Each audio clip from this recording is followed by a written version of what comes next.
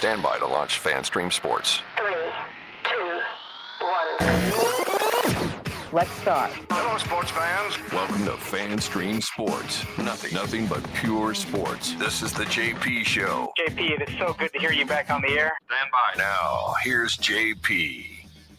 All right, welcome into a very special edition of the JP Peterson Show as we come to you live from Bowden's Restaurant in Tallahassee as the Seminoles of Florida State get set to take on the number 8 Alabama Crimson Tide on Saturday afternoon here in Tallahassee. Oh, Nelly. Whoa, Nelly! Whoa, Nelly. That's not a great Keith Jackson. This is a little bit better, but we love Keith Jackson. I've had him on my show many times when I was a sportscaster up here in Tallahassee. And he used to come here all the time with that big jerk, Bob Greasy. And they would do college football. How are you, Timmy Ham? Wait, How you doing, buddy? A big jerk? Don't tell me that. Oh, one of my childhood idols. Yeah, one of mine, too. Don't ever meet your heroes. What a Yeah. jerk. I don't know. Roger Staubach was pretty nice to me. Yeah, exactly. Most of them are, but some of them aren't, Bob Greasy. I'm doing well, JP. My head is still spinning. As I mentioned to you off the air, I got here to the studio about an hour earlier than I normally do, but I'm an hour behind because I've done 3 radio interviews this morning. I think one was in Milwaukee. I know one was in Chicago, one here in Dallas about the Micah Parsons trade. And then I had to do my own podcast here for FanStream Sports and our Cowboys podcast.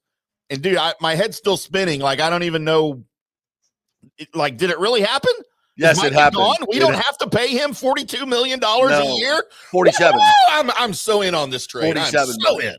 And before we bury the lead, how about the USF Bulls last night? How about the USF Bulls? I went to that game last night, and, 5:30 start, wasn't a very impressive crowd. Players didn't care. Did not care. They laid it on the line. We're going to get into that. Pat Burnham's going to join us, covers your Florida State Seminoles, longtime assistant coach, also at USF. So he'll join us. We'll talk FSU, By the way, I Alabama. think the Bulls players thought the game started at 6:30 because they didn't really start playing until later in the game. There was a rope. It's what you call the rope-a-dope, Timmy. It was. It was a good game, man. Get the kids from up north in the arid lands where there's no humidity. You bring them in. You give them a little false sense of security. You kind of get back on the ropes and let them punch and punch and punch and punch. Yeah. And come second quarter, things change. Great game. Yeah. So it was, and it was kind of a rope-a-dope. They had minus 10 yards of offense before the last play of the first quarter.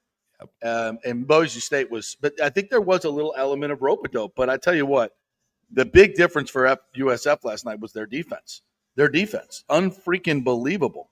Todd Orlando's defense that was ranked 118th last year, 118th, damn near shut out a very, very good Boise State team. Don't get it twisted. This is a team that everybody just picked out of the group of 5 to once again go to the playoff. They bring back a lot of starters. They brought back their entire pass rush unit last night that led the nation last year. A great offensive line, an experienced quarterback. This was a very good Boise State team that USF absolutely whooped their ass. And they whooped their ass physically. They whooped it mentally in special teams. Nico Grammatica from 52, a fake punt. Pulling out, who was this kid's name? Hewlett. Lachlan Hewlett goes back to punt. Nobody notices him, and the 6'6" receiver on the outside. Nobody notices him, and they throw a deep ball for they're just getting ready to punt. I was sitting right there on the 50-yard line, and with the boys, and I'm like, "What are we doing? What are we doing?" And I'm like, "Why are you? You're at the 46-yard line. It's 4th and 6. Let's go. Let's go." And I'm like, so as I'm deriding Golish, the punter rises up and throws a bomb down the sideline for a touchdown. That flipped the whole game. It was 10-7 at that point. It was 17. Then it goes to 17-7. And then Byron Brown just takes over. I mean, if there's a better running quarterback in the nation, I want to see it. But I mean, he's not the fastest guy in the world, but once he gets going, those strides, and Lord, he's looking for contact. He's looking for contact. 6'3", 230. He wants to hit somebody, whether somebody's coming at him or not. That touchdown run where he hit that, I don't know, safety or linebacker on the goal line. Good Lord. I and he texted has the you whole and I field. said, if he's going to keep doing that, he's going to have another short season because he can't survive that all season. Well, he had the whole left side of the end zone to walk into. And this little safety came up in the middle. And he said, "Oh, you want some? You want some, little boy? Get your weight up." Dude, that and was he just trucks him at the line. That was an incredible run up the middle. Yeah. He takes an RPO to the outside, outruns the corner, outruns him to the boundary, and then forces his way in to the end zone for another. His best run of the night, touchdown run, was called back for a BS holding call. He breaks 3 tackles at the line of scrimmage, 2 more in the middle of the field, 1 more at the goal line, and that one's called back for holding. Yeah. And they still beat him 34-7. I mean, what a freaking beatdown by the Bulls. Their first win over a ranked opponent since 2016, Navy. That's what Joey Johnson told us yesterday. Somebody else said, and their the first one against a Power 4 since Notre Dame in 2011. So, I mean, what a win. And we talked about the importance of this win for USF. I mean, obviously, this is a critical time for them. As the Big Ten, it was leaked the other day that they're looking to expand. Obviously, if they take ACC teams, then USF is in play for the Big Ten and the ACC. But you got to win football games, and you got to win top 25 matchups. They had gone 0 for 19. If you're not winning top 25 games, you're irrelevant. You're irrelevant. That's how big this game is. It puts them on the map, and I think this game is going to look bigger at the end of the season than it even looks right now. Because I think Boise is going to go on to win the Mountain West. I think they're going to win 11, 12 games again. They got Notre Dame in a couple weeks. And if they spring that upset, look how big this win looks for USF. And now you look at the opportunity. You think the Florida Gators aren't going, okay. You don't think Miami's saying, all right, well, we kind of chalked that one up. And we got Notre Dame coming in here. They're not looking at it, but, trust me, they're both on notice. And that's the next 2 games, Florida and at Miami. And we said yesterday, if you can get one of these, you're golden. If you get one of them and come out unscathed for the most part, major injuries, you're golden. I mean, this is a team that should win the conference. It should win the conference. You beat Boise State like that, they've transformed their defense to a physical, and I mean physical group. Their linebacker duo was Mac Harris and Jalen Shuler. That's as good as I've seen. And those defensive backs were coming up and whacking guys. Jonas DeClona with a couple of had a caused fumble and a tackle for loss right in a row.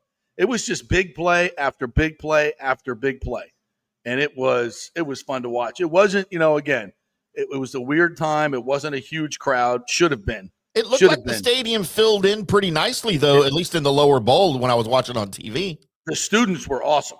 The students packed the end zone. They packed the freaking end zone. And they didn't even cancel classes yesterday in the evening. Like, what are we doing? Wow. You're going to schedule a 5:30 game and you're not going to cancel night classes? What are we doing? That's a little sketchy right there. What are we doing? But the students showed out. It was a sparsely attended game. There's no other way to say it. And they deserve better. They deserve much better from their fans. Well, you might get it after this performance, right? Well, I hope so. I hope so. The problem is the home schedule is just not very good. It's a lot of Rice, UTS, and some of these are good football teams, but they don't have the national cachet of a Boise State. Now, hopefully, they'll be in more convenient times for people to go to. But anyway, it's a tremendous win. I mean, you're playing the teams in your conference that are your rivals for now. They're your rivals, and that should attract not just student fans, but all fans. Like they should come see these games. We talked about it yesterday. Dude, it is a college football game. It is a college football environment. You don't get much better than that in sports. No. And it's right in your backyard. Yeah. So I listen, man, I'm a college football freak, so I'm obviously biased.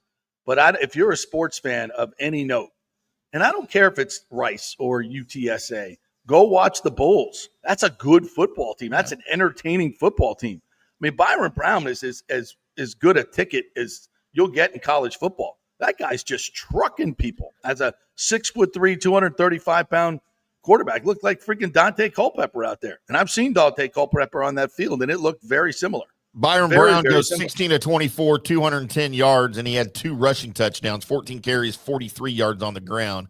Dude's a beast. Beast. He's worth the price of admission right there just to watch that. And I know he didn't get on the field last year, and it was unfortunate. Obviously, we've talked about it. But, dude, he's here now.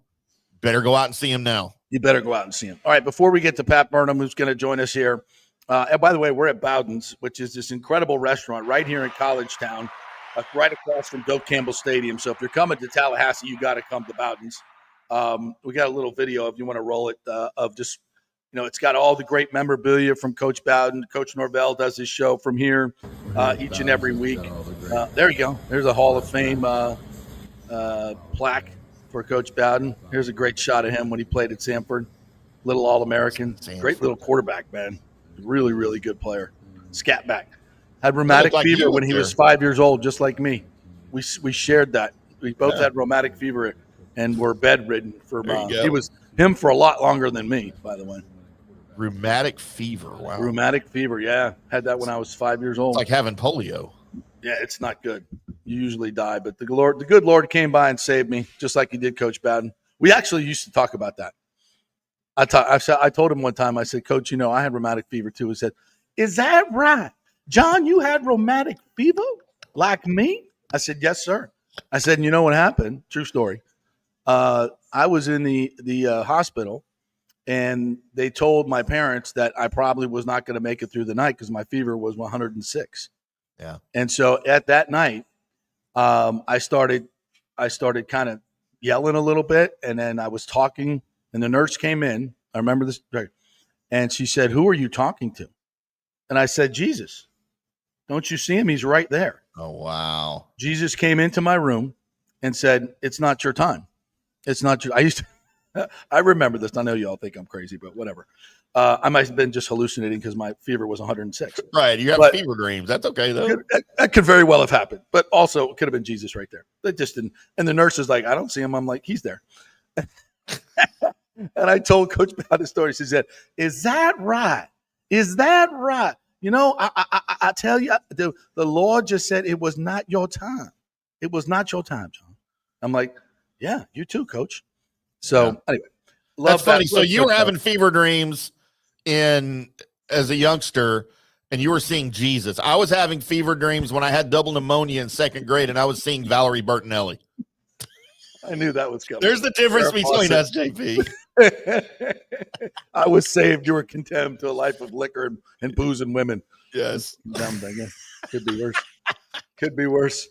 So anyway, the coach, one of my favorite people of all time. So just being here in this restaurant, Dave Roberts, who's going to join us, who played tight end for Coach Bowden, won a national championship. He's one of the owners here. He put this whole thing together to honor Coach Bowden. And it's a really, really cool spot. So if you're coming to Tallahassee, you got to come to Bowden's and check it out. And they got a nice picture of Lee Corso here. And Coach Corso's last game.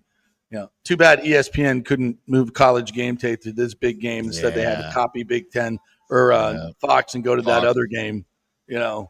When you could have come here where Corso played as a college player, the Sunshine Scooter, and honored him, but they wouldn't do that. ESPN hates Florida State. Idiots. They're never going to do that.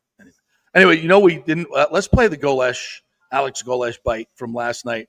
It's just that, and there was also a video from inside the locker room of him telling this to the player. So let's roll the victorious head coach, Alex Golesh, last night. Post. Afterwards, gave out a couple game balls, but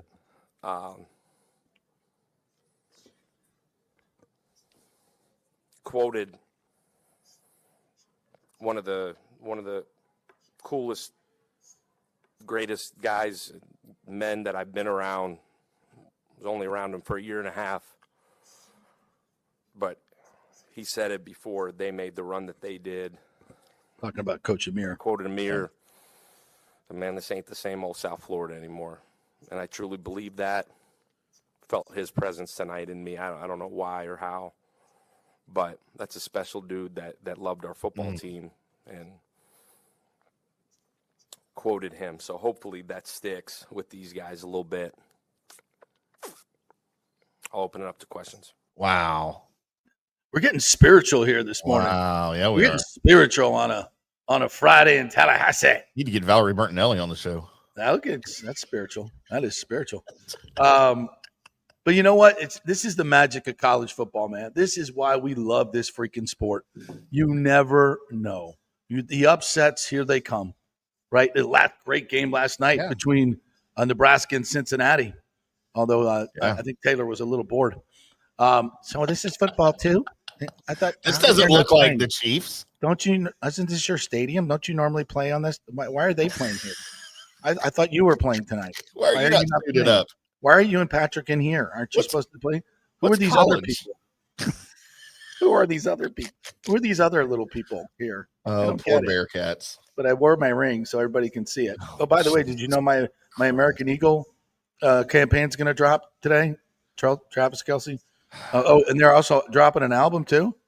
Oh, all this stuff comes at the same time. The podcast. Interesting. Hey, did you know Travis Kelce and Taylor Swift got engaged? Isn't that interesting how it all came at the same time? One kind of feeds into the other. These big campaigns. Oh, for the love of God. Interesting. All right. So before Patrick jumps on, is he jumping? Yeah, he's ready. He's ready. Oh, he's ready. Okay. Well, he can jump in here and talk this too. What's up, Patrick Burnham? How are you, my friend? What's going on? Brothers College Football Podcast, longtime assistant coach and Florida State insider. What's up, brother? What's going on, man? How you guys doing? I am ecstatic to today. be here. Yeah. Ecstatic to be here. The upset's already started with your USF Bulls, my man, last night. Yeah, you've got the fever. Golish has got the fever. Everyone's got the fever. Football fevers all over the place. Listen, it was fun to watch. Clearly, as y'all stated, a little bit of slow start, but I mean, listen, that's going to happen, right? Boise State. Sure. Week one. Take a little time to find your sea legs. Everybody a little bit nervous. Everybody's running on rubber instead of muscle until you get hit the first time. But listen, they certainly look good on defense. That fake punt certainly changed the tone and tenor of the game. And what South Florida got going on defense, they look pretty good. They've listen. I started thinking about it. I wish Florida State had USF's linebacker. Right? They got some kids that can play. They obviously got a good friend, KP, the defensive line coach, Kevin Patrick there. So congratulations to KP. Listen, a lot of reason to be excited. You know I have an affinity for USF. Yes. But let's slow our horses. They got Florida next week. We'll see what happens with that. And the Golish is I kind of took a little bit of offense. This ain't the same old USF. When I was there, we won a lot of damn games. Pat, are you trying to be the voice of reason here while we're all trying to celebrate a great win? What are you doing? Shut your mouth, man. I'm trying to build up the magic. I celebrated the win. I celebrated. Listen, right. I've got USF gear at my house. I'm just saying, hey, we don't need the voice of reason today. Let's all right, keep this in perspective. I forgot. I thought overreaction was supposed to wait till Monday, but we haven't even got to the football weekend yet. No, National. They're going to the playoff. Don't you know? But listen, we talked about this 2 weeks ago or a week ago, JP. Yeah. This team is set up for a run to get their first conference title since the program's inception. And they showed that. And listen, the great thing about this month is that it didn't factor into the conference race, right? So this turns out at the end of the year, this has got a chance to be a quality win that if they win the American Conference might keep them in the college football playoff. Now, conversation, a lot of road to hoe. They've got to get, right. But as we talked about South Florida, if you put any stock in preseason media polls, there's only 2 teams on their schedule that were ranked in the preseason ahead of them. So if it's chalk and those guys that cover that conference are right, South Florida has positioned itself with this win to be a part of the national conversation, no matter what happens in Florida and Miami, unless they're just outclassed in a big way on the scoreboard, right? So, but to your point, I was listening to you guys get started. Florida's got Long Island University tomorrow, right? But I think confidence and momentum mean something in football. I think you can carry it over from one week to the next, and certainly this team is going to go to Gainesville with some confidence, with some momentum. And listen, they were impressive, and obviously Golish's offense does give people fits at times. But a great start. Could not have gotten off to a better start. And you're right. That quarterback was very impressive. Now, listen, I've seen Dante Culpepper.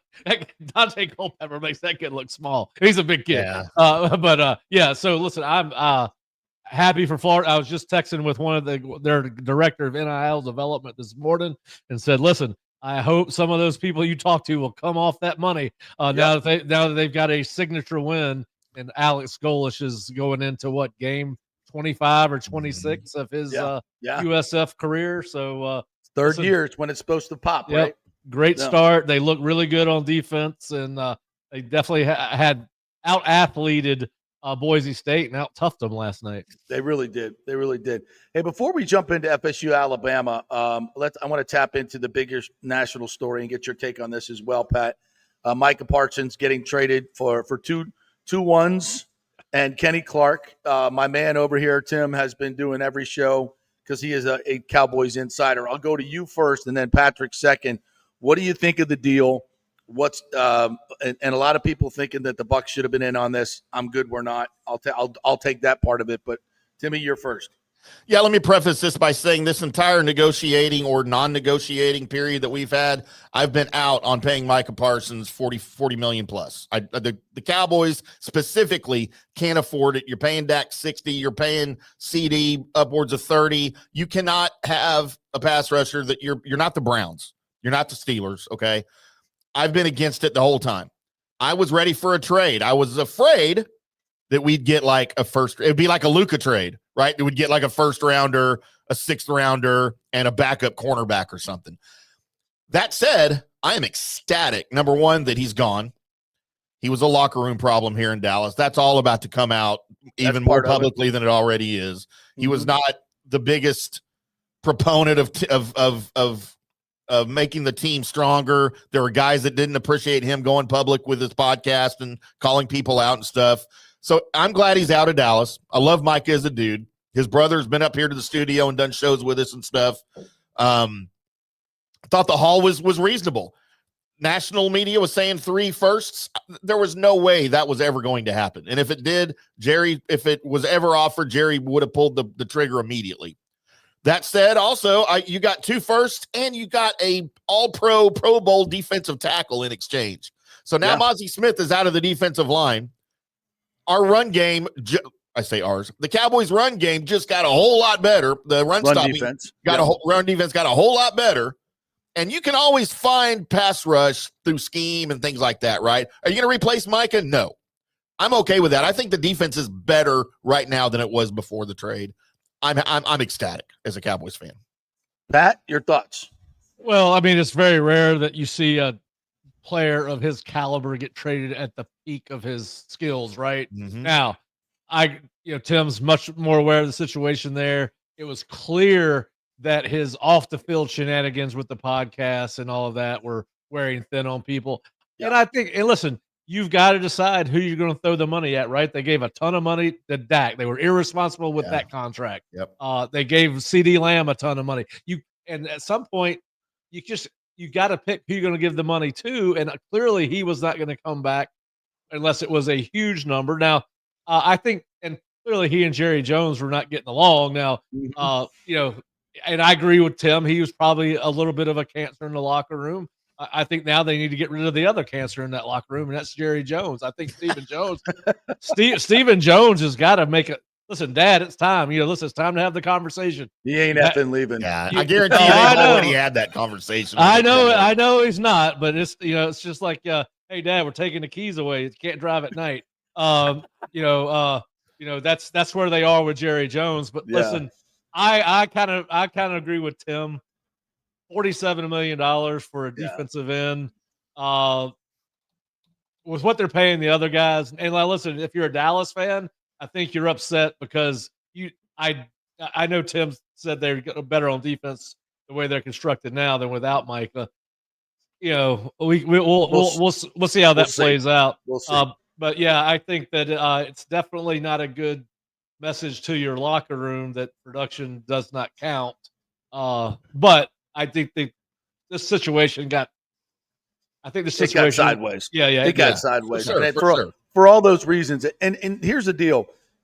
I think this thing works for the Packers more than it works for the Bucs. You got to look at each individual team. And I saw a lot of people ask me on on Twitter, like, what do you think? Should the Bucs have made a play for him?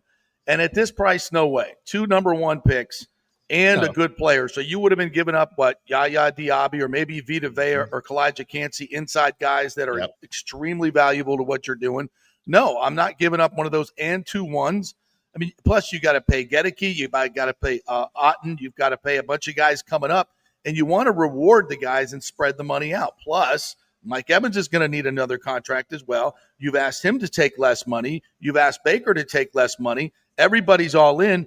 Now you're going to bring in basically a guy who doesn't fit the culture. You're going to pay him $47 million, way more than twice what Mike's making. It doesn't work for the Buccaneers. It just doesn't work. He's a great player. And listen, both of these number 1 picks are probably going to be in the 20s, so they're not premium picks. But Dallas now has 4 number 1 picks, I believe, in the next 2 years, right? 2 years, yep. Next 2 years. Plus, you get the player who's a really, really good player in the middle. I think Dallas is the winner in this trade. I think the Packers win too, because in their situation, they need an impact player. Short-term win for the Packers, long-term win for the Cowboys. I agree, and definitely not something that the Bucs should have been interested in. So, well, listen, I think what's fascinating about this as we get more into this era of NFL football, Tom Brady could have leveraged the Patriots to the hilt when he was playing, but he wanted to win football games, right? He knew that, listen, I could be the highest paid football player in the history of the game. He could have been if he wanted to be. He could have sat out in the middle of a contract and Robert Kraft would have. But so how important is winning to Micah Parsons? And so he's not the only one. There are a ton of guys. You had T. Higgins and the other wide receiver at Cincinnati. Jamar Chase. Jamar Chase. All those offensive guys took the money, and where they really need to spend some of that money in Cincinnati was on defense. And they almost cost themselves Trey Hendrickson. So I think. Yeah. It's still Mike because they've only locked him down for this year. So yeah, no, I think the Bucs are doing it the right way. I think the Bucs are doing it the right way. It's very anti-Cowboy, honestly, to not pay the star, to not overpay the star, because that's what Jerry has done mostly. Yeah. He has mostly said, I want the stars because that's what people come to see. I don't care if it makes my team worse in the long run. I need stars to sell tickets. That's what so this to me was a very anti-Jera thing to do, and I think it's the most responsible thing he's done in quite some time. Yeah, this is hopefully the first domino to fall in in Jerry's philosophy of overpaying not just positions but players and being overly loyal to guys. And here's the deal, though: Micah Parsons and Jerry Jones is all about loyalty in business, in everything. And if you ever have any snippet of showing to be unfaithful and unloyal to him, he's done with you. And that was the situation here. Jerry thought they had a handshake agreement, whether right or wrong. That was what Jerry thought. And when it wasn't held up, Jerry lost all faith. He lost trust in Micah, and he was done automatically. And that's how Jerry operates. Yeah, I think that's, listen, Jerry's got to get over that. That's not, exactly. Listen, that's not how you do business anymore. Right. Yeah. But listen, something happened in the background between those two that made it untenable. Yeah. And then you have a situation where that guy goes and lays down on that bench in the middle of a preseason game. And I think Jerry Jones finally, and listen, the straw that broke the camel's back may have already happened before that, but certainly the optics of that, I think Jerry Jones is, hey, listen, there's only one boss. There's only one guy in charge around here, and it's me. And if you can go make some money somewhere else, fine. But I'm not going to put up. I'm not going to put up with it. And I'm sure that Micah was tired of putting up with some of Jerry's shit. Yeah. Yep. Yeah. For sure. Good. It's interesting for the league, but I think in the end, the Cowboys win, the Packers win, and the Bucs win by not taking the bait here. I'm so happy ESPN did not cancel coverage of the college football game. Hey, some of them wanted to, trust me. Yeah, I know. We need to go wall to wall Cowboys conversation from here on into the rest of them. That's all we're gonna. Nobody cares about anything but Micah Parsons. No, actually, we do. Thank you. All right, we're going to take a quick break. We'll come back on the other side. Pat's going to stay with us, and we're going to break down this FSU-Alabama game. Could we get a second upset here in Florida of a ranked team? I think it's going to happen. Hey, we are coming to you live from Bowden's here in Tallahassee. We thank them for setting this up. Dave Roberts, one of the owners, is going to join us here, former FSU player. We're also thankful to the Jeeves Law Group, JEEVES lawgroup.com, who brings us the Gator Report each and every week. And they are local, they are trusted, and they get results. The Jeeves Law Group, go get your free consultation and case evaluation. And OnSiteConstructionFL.com is our first hour presenter, the best contractor in all of Tampa Bay. Jason Fawcett is the owner over there. Tons of 5-star reviews. Go check it out online, OnSiteConstructionFL.com, and get on their preferred client list. Back in 3. Stay with us. The Golden Diamond Source is working every day to be your family jeweler. Right now, a $5,000 engagement ring with 0% interest can be yours for just $83. So don't let the holidays sneak up on you this year. Now is the time to get ahead with their in-store layaway. Trade in your old jewelry for cash. Gold has never been higher. The Golden Diamond Source is offering the highest ever trade-in values for your gold and diamond jewelry. Now is the time to get your holiday shopping started. So come in now, relax, shop, and save at the Golden Diamond Source. We love Julie and Steve Weintraub, great local philanthropists, and you can find them at 3800 Olmerton Road in Clearwater, where you'll always find the perfect gift, only at the Golden Diamond Source.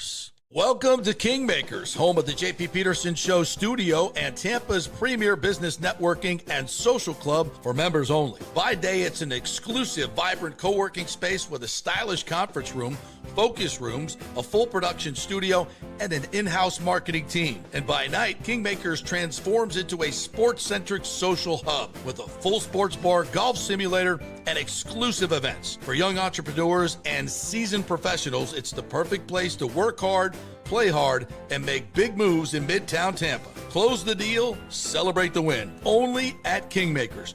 Become a member today at kingmakerstampa.com. Your business, your club. JP here for the Jeeves Law Group and my man Scott Jeeves, who lives right here and has long been a highly respected member of our community. He's a proud sponsor of the Tampa Riverwalk. Jeeves Law Group is also a proud sponsor of our Grand Central District in St. Pete and has neighborhood events throughout the year. He has an office on Central Avenue in St. Pete and one on South Howard in Tampa. You can't get more local than that. So when you need an attorney, you're going to hire some huge firm that advertises all over the state or the one that supports your favorite sports show. It's the Jeeves Law Group. We're local, we're trusted, and we get results. For personal injury and personal attention, call us for a free case evaluation. That's 8889-JEEVES. That's 8889-JEEVES. With this record heat in Tampa Bay, you better have your AC unit running at peak efficiency. Third Generation Plumbing installs the best American standard AC units. Our split systems offer the highest efficiency available while reducing energy bills and maximizing comfort. That's why Third Generation Plumbing trusts American standard air conditioning, built to last, made to perform. Whether it's a new install or an emergency repair, our family-owned team brings 3 generations of trusted service to your home, now with the unmatched reliability of American Standard. Plumbing or cooling, we've got Tampa covered. Call Third Generation Plumbing today, 813-961-8024, or go to thirdgenerationplumbing.com. And we also do AC. Ciao, Paolo Tini here, owner of Caffè Paradiso, voted number 3 People's Choice Award on Open Table. I want to thank all our loyal family of customers that have been enjoying our great traditional Italian dishes we make from scratch every day. It's a great family story we're proud of. Our family moved from Rimini, Italy in 1984. My dad, Caesar, started Donatello, and that's where I got the start in the restaurant business. I started Caffè Paradiso on South McDill in 1995, and we've been there ever since. From our traditional ossobuco, a veal slow roast for 4 hours, to our daily fresh catch, the Gruppo Paradiso, with a piccata sauce and lobster claw meat, homemade pasta like lasagna, farfalle salchicha, which is a bow tie pasta homemade with fresh sausage. Hold on a minute, JP's favorite. I love it. So come and have a glass of wine with me on South McDill. Get a reservation on Open Table and see all our 5-star reviews. Ciao, see you soon at Paradiso. Let's go. Right now, back to the show on FanStream Sports. All right, well, welcome back to the JP Peterson Show, brought to you by the great folks at Kingmakers in Tampa, where we normally do the show from. Not today. We're here in Tallahassee, but stop by Kingmakers. Great place to live, work, and play. You can do it all there. You can do your office work by day in some very cozy and wonderful office atmosphere, and then we have a great stylish conference room there. We have a studio you can use, and then at night turns into a sports playground with a sports bar a golf simulator, all kinds of fun stuff. So check it out at kingmakerstampa.com. All right, boys and girls, let's talk some FSU, Alabama. First of all, I mean, everybody's watching the game last night. You see upsets in Nebraska. I don't know if that was an upset last night, but nice to see them win a close game. You love it when I think the big-time powers are better in football, and that brings me to Florida State. Does it kind of set the table a little bit, put in everybody's mind that, hey, maybe this is underdog weekend? What do you think, Pat? You go with that? I don't think there's any carryover from Tampa to Tallahassee. I don't think Come there's on, any man.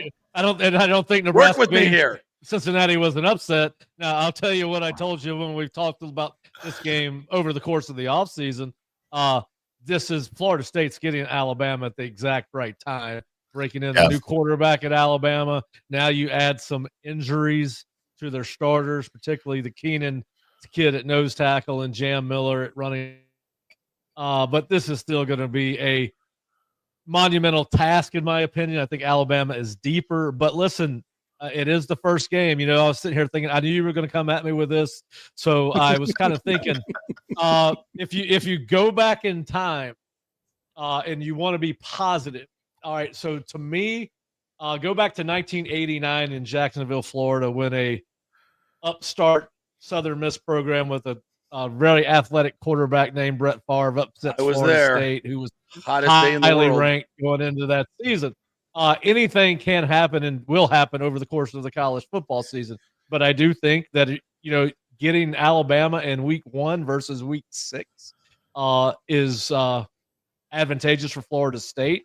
There are going to be new wrinkles in this offense, not only because it's Gus Malzahn, but more so because it's Tommy Castellanos at quarterback and what he can do off rhythm, right? When he can make plays with his legs, he can buy time. I think he is the wild card for this upset, along with the offensive line, which should be better. I still think it's a hard. You got them at home. I know I've seen a lot of stuff. Well, it's going to rain in Tallahassee, and look how that screwed them up in Tampa 2 years ago against USF in the opening game. I saw some stuff. Well, hey, USF runs a similar defense. That's exactly what Florida State's going to do to Alabama. They're going to pull their version of Boise State. I think it's people looking for hope, right? Yes, we are. I think that Florida State's got a chance to make a statement early. I think it's the only game out of their first 4 that we're going to really learn anything about this program. So I think that upset alert is okay to have them on upset alert, JP, because it is week 1. Alabama does have a new quarterback. They're out with some key guys, but nobody knows what to expect from this Florida State football team because almost every starter on offense is new to this program, which is a good thing. What exactly does Florida State have? No one's going to practice. We're all taking the state-run media at their word, and most of that is based off what the coaches are saying. And this is not a staff under Mike Norvell where you get anything but the positive outside of some things that Gus and Tony White have said, challenging the toughness and mentality of this football team. So we'll see. I'm excited. I'm ready for it to get here so we can start talking about actual football on the field instead of what we hear, making some evaluations. But listen, you're at home, 3:30. Listen, I told somebody the other day that if you want to know the difference between Alabama and the SEC and Florida State and the ACC, we're going into a game where the coach at Alabama coming off a 9-3 season is under more pressure than a coach at Florida State coming off a 2-10 season. So there is a difference between these two programs and where they are at right now. The reality of it is I've seen too many people say all we want to see is we're in the 3rd version since Jimbo Fisher has left this program of saying we just want to see effort. Yeah. We just want to see a team. I mean, be competitive. Florida State needs to win ball games. They don't this narrative that, hey, I'm happy if they compete with Alabama and I'm happy if we see effort. These guys are getting paid. The coaches are getting paid. Effort should never be in question. And that's where we are heading into week 1 based off what I've seen from the fan base on social media. Now, I think this is a 7 or 8 win ball club coming into the season. I'm not going to be surprised if there is an upset. I would be surprised, but I think that Florida State has just got too many new pieces into this program to, at the end of the day, pull off an upset. It's a lot. In week 1. It's a lot. It's a lot to ask. Timmy, get in here. No, look, you guys are the Florida State guys. I'm just looking forward. I just hope both teams play well, and I hope both teams are happy with the outcome. No, I'm just kidding. Jesus, I hope they have right. fun. I hope they have fun. No, look, I'm not a Bama fan. Haven't been for a long time. If I look, and I've since doing the JP show, I've become a Florida State guy, obviously, because JP made me sign a contract to do that before I on the show. But look, I do think Alabama's down. They had a down year. I don't know how Kalen DeBoer is going to work out in the long term. But that said, roster wise, they probably have an advantage. But give me Florida State because of the emotional factor here. And 13.5 points is not bad. No, Are you, Tim, are you calling it outright or cover the spread? I'm calling it outright. All right. Oh, you're taking the money line. You're taking the money line. FSU upset. Wow. FSU upset money line. I'm kind of with Pat. Until I see something, I can't make any evaluations whatsoever. I mean, I saw Alabama in their bowl game. I know that wasn't their best version of Alabama, but they didn't look like the Alabama of old. That's for damn sure. Mm-hmm. Physically, they weren't intimidating. I thought it was a very average team under Kalen DeBoer last year, and they lost a lot of good pieces. Now they've got great talent. They've got 5 or 6 guys that are clearly going to play in the NFL. I don't know if you could say that about FSU right now, but we'll see. All I know is they have a completely rebuilt offensive line, which is a huge part of that. They've got some really good skill players. I can't wait to see Jalen Lucas, who we saw for about 2 plays last year. Mm-hmm. His explosiveness, Usman Kroma, the freshman running back. I want to see a little bit of what he can do. The tight end, Randy Pittman, who's been productive in college football. Squirrel White from Tennessee. Of course, Donovan. I mean, these guys are big freaking players and have played some big-time football. And I expect them to be a hell of a lot better than what we saw last year. Is it good enough? I don't know. Yeah. But it should be a hell of a lot better offensively. And defensively, I do take some solace out of what I saw from USF last night, because Tony White is talking that same game here, and we've seen his Nebraska defenses do this. They run around and they hit people. And whether you can get Earl Little and this crowd to jump in there and do something they certainly weren't doing last year remains to be seen. But I'm hopeful. I think coaching freaking matters. To your point, Pat, they've had some terrible coaching at Florida State over the last year, maybe longer. That 13-0 team was supremely talented. They masked a lot of the coaching problems that they had, and it all showed up last year. So they cleaned house. They did what they're supposed to do. And frankly, I can't wait to see what it looks like. I mean, yeah, I'm glad we're catching Alabama, but I think we're going to be a much better football team 6 games in as well. So, there's no doubt. There's no doubt about that. And listen, they've got to be right. I mean, we set the bar low if we don't think they're going to be better, or the bar set low to be better. I mean, 2-10 last year. Listen, I think that Deuce Robinson is supposed to be a guy. All the former Florida State players I've talked to are fired up about Deuce. They say he's a real deal. Squirrel Wright is a playmaker.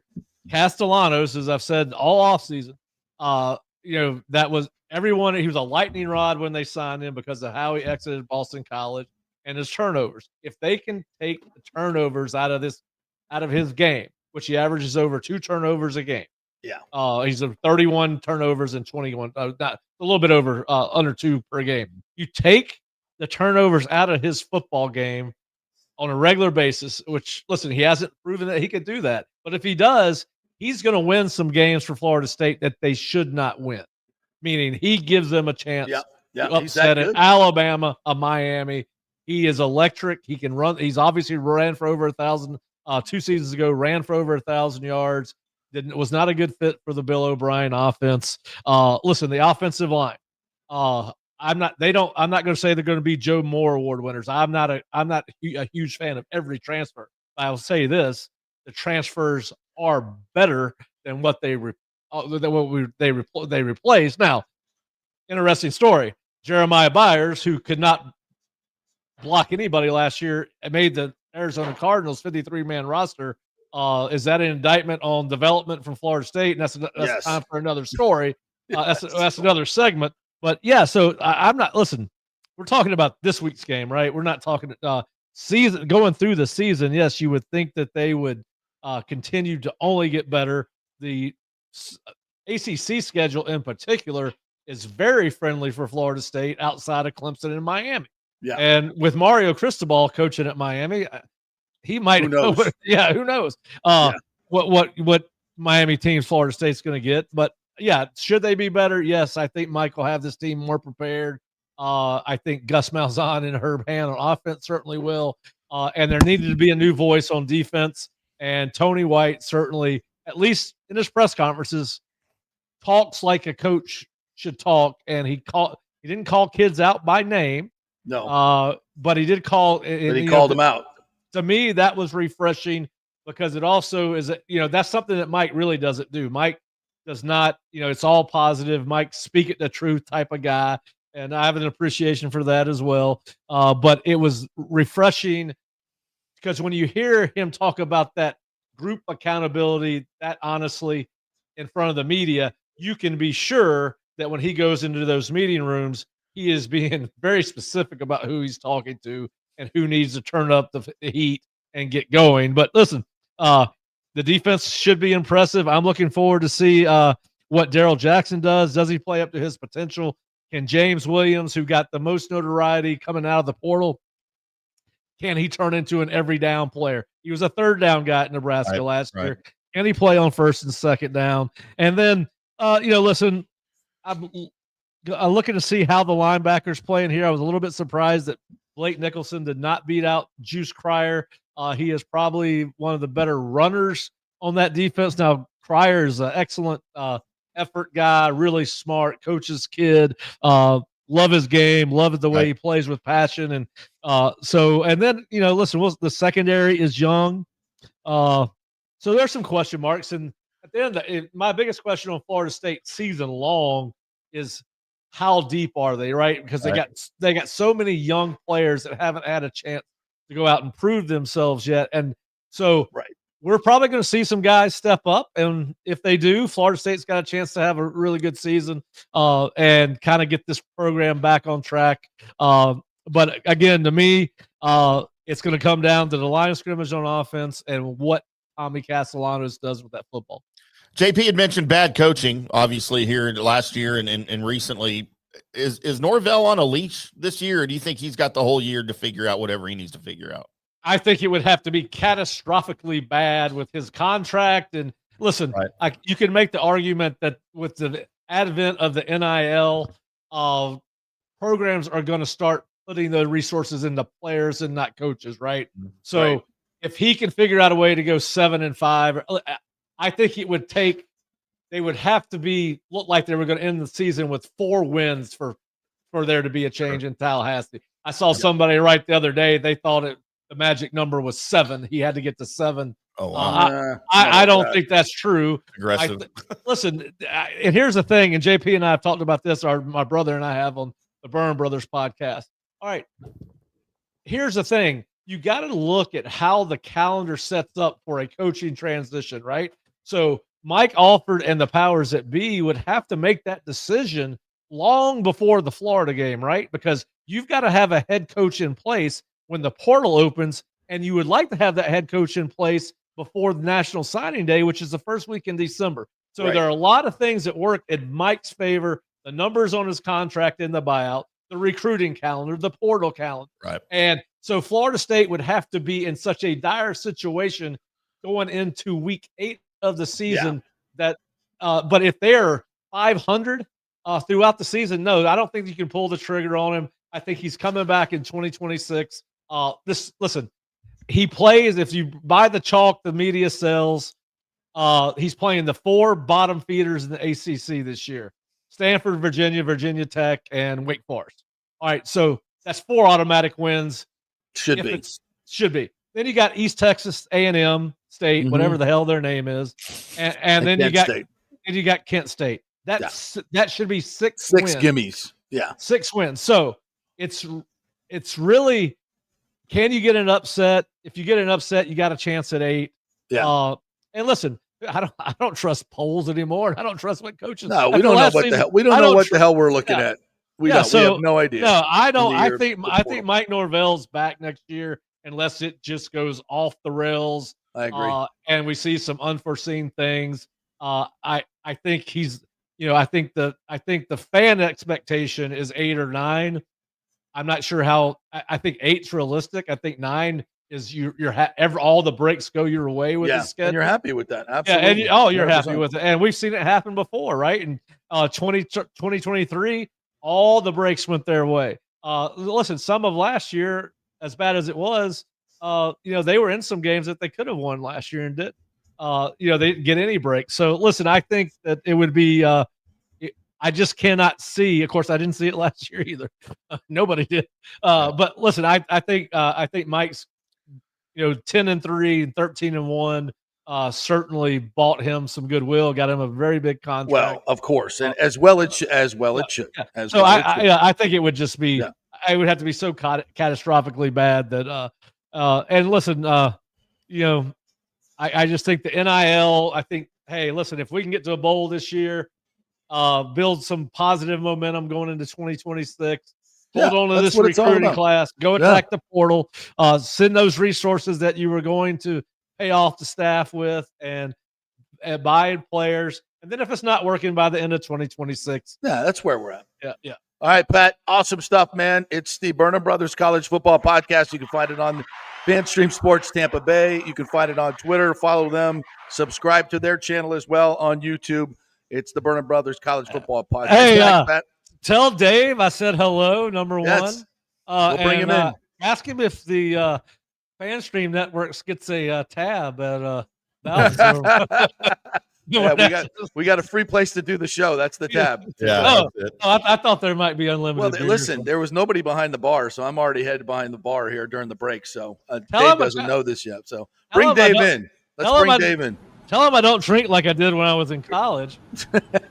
I only need a couple. We can't get a 4-shot, can we? I'm working on it. It sounds like Dave is remote. Is he coming back? Yes, he's coming back from Tampa. Yeah, of course. He was there last night at the USF game with me, with his son Cade, plays the all-time leading receiver in the state of Florida history. Yes, there they are. Yeah. I know Dave is fired up this morning. What's up, guys? What's going on? You look like you had a rough night, Dave. Were you celebrating deep into the night, my man? Just kind of rolling out of bed. That was obviously pretty cool. This is just a weird situation, man, because I'm sitting in a hotel in your hometown. Yes. In my bar in Tallahassee. Yes. What's wrong with this picture? I mean, worlds colliding. We're talking about Florida State. We're talking about USF. Got my boy Pat there looking for a free bar tab. You're that's right. On the bar. I mean, some things never change, brother. Some things never change. Yeah. This is a question. It's just a question. That's a beautiful thing. All right, get out of here, Pat. All right, guys. Y'all have a fun show, Dave. Look forward to you this weekend, buddy. Yeah, man. Y'all have a great one. All right, man. All right, so let's welcome in our good friend Dave Roberts, who, yes, is the owner of this bar, Bowden's, here in beautiful College Town. And I'm here. You're not. The bar is unattended. That's a bad move on your part, by the way. So, but welcome in. And for those who don't know, Dave also played for Coach Bowden at FSU from 86 to 1990. That was the group that really got things revved up. And tell the folks a little bit about the genesis of this restaurant, Bowden's, and what you guys put together here. Yeah, so we're going into our third season. So we've been in operations about 2 years. The restaurant was formerly a different concept that I had a very small part in. And 2 years ago, we had the opportunity, myself and my partner, John McCann, and a couple of other guys to kind of open Bowden's, and pitched it to my partner, John, another partner we had at the time, Mike Evertson, and everybody was on board.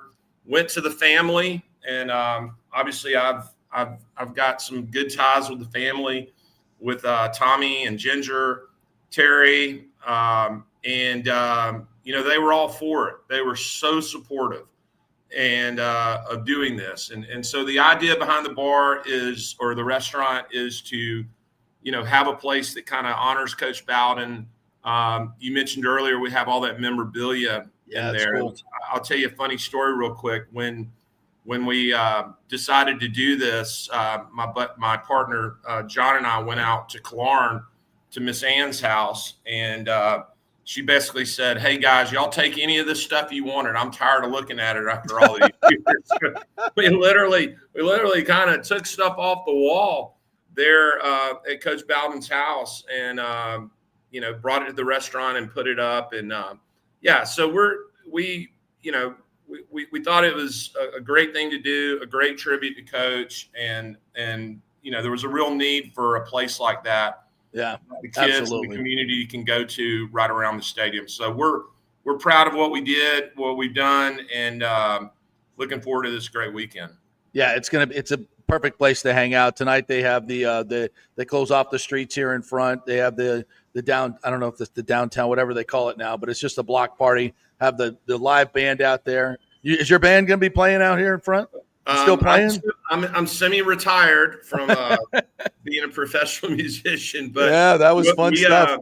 One of the great things that we do at Bowden's is we have live music on weekends, and Zach Miller band's playing tonight and tomorrow night, and nice. Really really cool country music, and we're proud not only of the restaurant and the name, but kind of bringing a live music venue down around which campus. We need.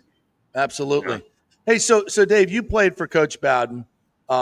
Just some memories of playing for him and what made him so special. I mean, you've honored him with this restaurant, but you, like me, I didn't even play for the guy. I just covered the team, and he's like a grandfather to me, like a dad to me. I've always seen it that way. I learned so much from Coach. What did you get from him? Well, I think I think one of the biggest thing I ever got that I kind of learned from him is to be yourself. Coach Bowden was behind closed doors what you saw on TV. And his persona never changed. The way he treated people never changed. He was who he was, and that's something that I've always tried to emulate. He was a big proponent of, you say you're going to do something, you do it, and you don't be fake, be who you are, and be true to yourself and true to others. And I think that's probably for me one of the bigger lessons that I got from the man. And from a coaching standpoint, what was there moments that kind of described his greatness, why he was so good? Obviously, he was a tremendous recruiter. He was a relationship guy. He built great relationships with the families and the players. What would you say were the top traits that made him win? Well, I think, going back to what I said a moment ago, just being himself. He had the ability to go into, it was obviously a different world back then before NL and what's going on in college football. But, he had the ability to go into someone's living room and convince mom and dad that if you send your son down to play for me, I'm going to take care of him, and I'm going to treat him right. I'm going to hold him accountable. But I'm going to do everything I can to advance him in all aspects of life. I myself, going to Florida State was never really a thought. I had several offers, and it actually committed to Clemson. And, my mom loved Coach Ford, Danny Ford, and we were doing that. And Florida State kind of came into the picture a little bit late. And my mother, I remember, was very, very skeptical. But Coach Bowden and Brad Scott came to the house and kind of sold everything. And so I got the green light to go to Tallahassee, and best decision I ever made. On the football field, it was funny. Last night, I'm sitting in Ray J, and I watched the fake punt, which really turned that game around. and just kind of shades of the punt Ruski. I mean, Yeah. First comment was, who does that? Right. Very, very unexpected situation last night when Coach Golish called that fake punt from midfield in a 3-point ball game, and I, it kind of took me back to the game at Clemson in '88 when we. That's a great point. Yeah. Yeah. So I mean, just that riverboat gambler. Were you on the field for the punt, Ruski? Were you on punt team? I was there. I wasn't on the field, right. But you knew it was coming. Yeah, I knew it was coming. And there's, you can tell stories and stories about that. But go ahead, tell that story of the punt, Ruski. Well, it was funny. We practiced 1988 Clemson, by the way. Yeah, and Coach Bowden, I think, got that play from a high school coach in South Georgia, and we worked on it. We worked on it all week. Sometimes it worked, sometimes it didn't. But just kind of the shock of it being called at the time, Yeah. In that situation where you're on your own 19-yard line, and in that situation in the game with the game be tied, they had a great kicker, if I recall. So it was just kind of crazy. So last night when Coach Golish called that play, it just kind of really reminded me, and it also reminded me, USF playing this schedule they're playing. Yeah. Another great thing about Coach Bowden is, he had the reputation of being willing to go play anybody at any time. And I know games are a little different now. They get scheduled well in advance, but I think it's pretty cool that, USF, where my son's playing now, they're, 3 of their first 4 games are against Boise, Miami, and Florida. And I think that's kind of what put Florida State on the map back in the 70s, Coach Bowden's willingness to play whoever, anytime. And I'm excited for the Bulls this season, kind of having those early season marquee matchups. And so just a lot of similarities that I was kind of thinking about as I was watching that game last night. Well, I'll take us behind the curtain a little bit. Dave Roberts joining us here, owner of the Bowdens here, where we're sitting in Tallahassee. His son, Cade, plays for USF, was part of that win last night. So what did Cade say about the celebration afterwards, how confident they were, and how good this team is? I mean, he's been there a few years. He's seen the whole Golish thing come together. Well, how confident does he feel that this team can go on a run? He's more excited than I've ever, seen him. I mean, Cade's a football guy. His aspirations are to coach there at USF when he gets done playing, and hopefully he may have that opportunity there or somewhere else. But Cade's kind of a student of the game, and he shoots me straight on things when I ask him about various aspects of the team, and he's excited. And I know they're excited. They have recruited extremely well. I think the last 2 years they've had the top G5 recruiting class in the country, and it kind of showed last night. And they had a lot of young guys playing last night. So I think they've got something really cool going on. They're stacking classes. They're using the portal as well as high school recruiting, which I think these days to be successful, you have to do that. So I'm it's a good thing going on. He's had a great experience there. It was kind of a funny situation how he ended up there. He signed with Jeff Scott, the son of the coach that signed me at Florida State. And he's had a great experience there. He graduated in 3 years. He's getting his master's. He interned for you. Yes, that was the key. I appreciate that. Yeah, got his undergrad in broadcast journalism and is getting his master's in entrepreneurship. So it's been a great experience. And he's kind of, it's been cool too that, he's kind of carved his own path there at USF. And, we kind of wanted that for him to go there. And so it was a great opportunity for him. That's awesome. Well, Dave, last question for you. I don't want to bring back bad memories, but I think you played in that 89 game in Jacksonville when Brett Favre beat FSU in the opener, the hottest day of your life, I think. That 88 opener, what didn't go so well either. What is the key to getting out to getting an upset like this? What are these FSU players thinking right now as they're getting ready to play what is a huge game in this program? Because, I mean, as you know, $265 million just went into the stadium. There's $365,000 for a brand new field they had to put down. The indoor practice. There's a lot of money.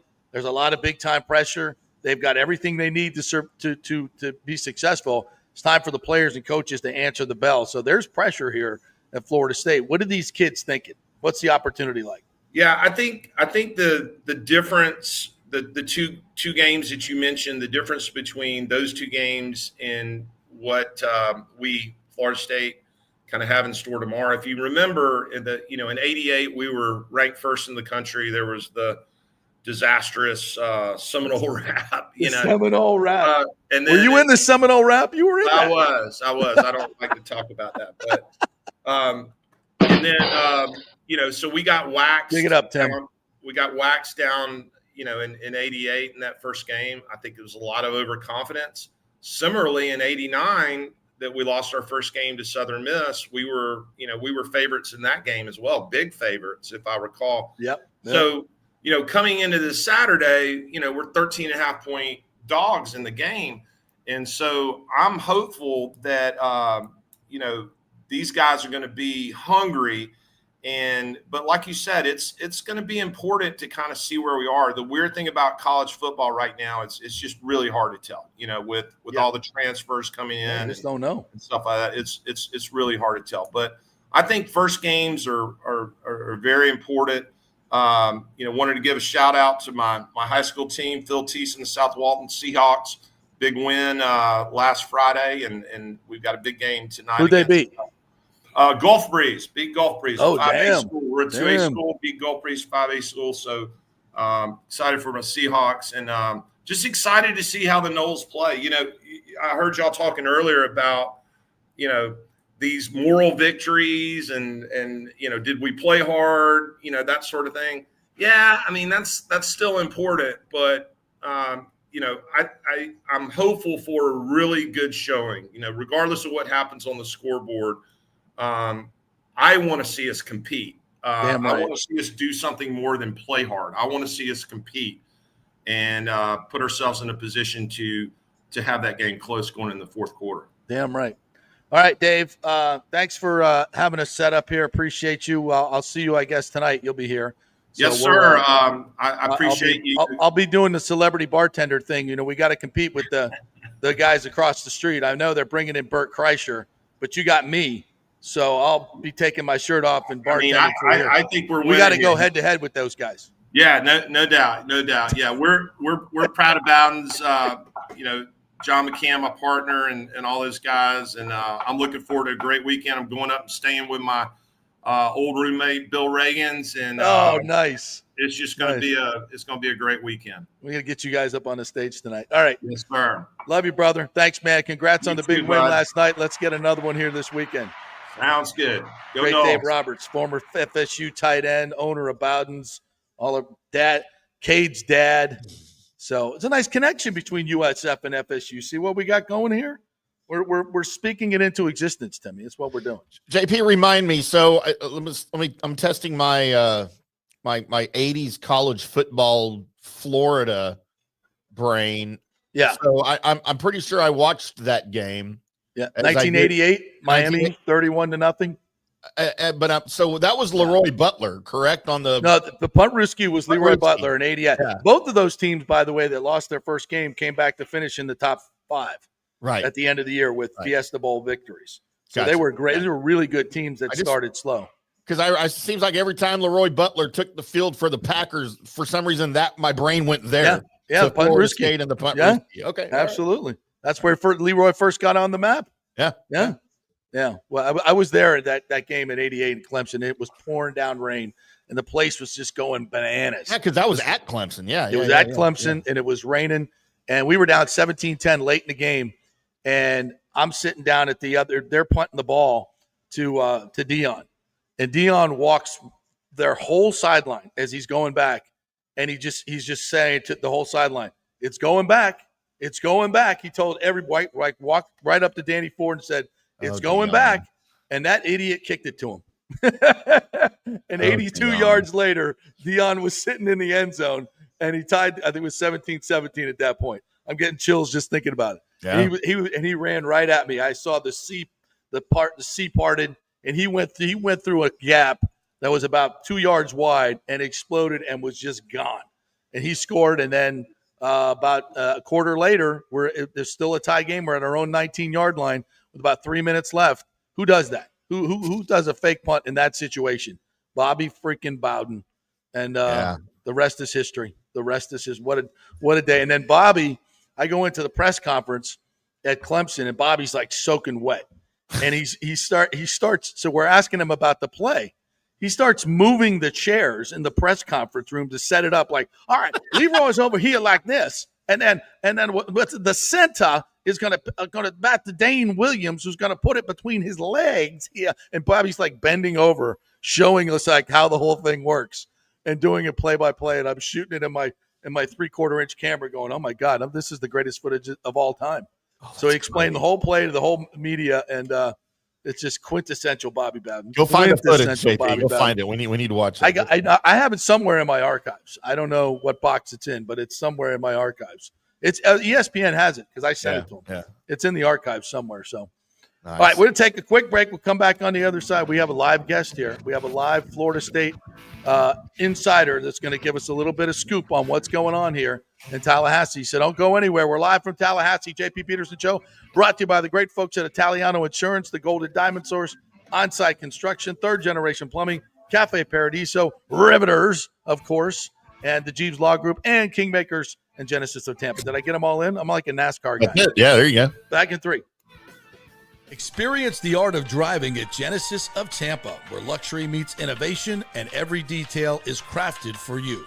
From the bold G70 to the refined GV80, Genesis delivers power, elegance, and technology years ahead of its time. Book service online, and our Genesis Experience Advisors will pick you up and drop off your vehicle. If available, you can enjoy a courtesy car while yours gets a complimentary interior vacuum plus a generous offer for your trade. Every new Genesis comes with the Miracle Advantage Plan, 10 years or 250,000 miles of powertrain warranty and 4 years of complimentary maintenance.